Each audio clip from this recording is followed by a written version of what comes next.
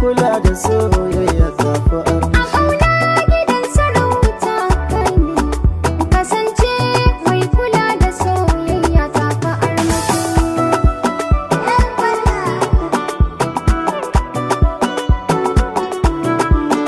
Mazauna rayuwa ta soyayya, a banke na fita maras kunya.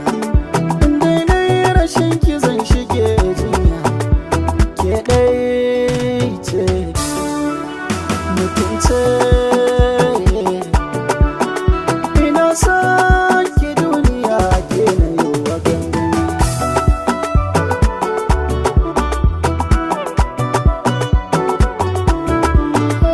Ƙauna ce ta haɗa mu, ba wani mai gane kanmu. Mun kai wa iyaye nufu, a sanya mana lokacinmu. Rabo yaran sai a gamu, gidan sarauta sarauta sarauta a aure.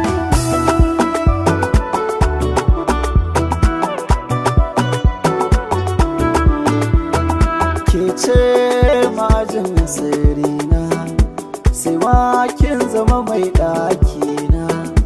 Ke za na yi wa kishina, duba ki ga me ke raina. Ƙauna ta zama alkhairi, mai shi baya gudun gori.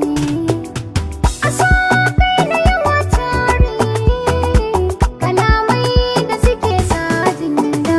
A ƙauna gidan sarauta ke ce, Kasance mai kula da soyayya ta fi armashi.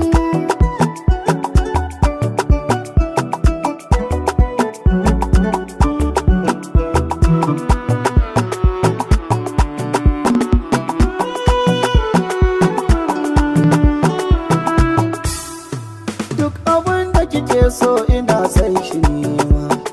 Ke ce kika sa yau nake kara girma, ba na aji idan akan kina zama kuma. Cikin ruwa kifi ake sawa kuma, duk wanda ya raɗe ki zan sa ya suma.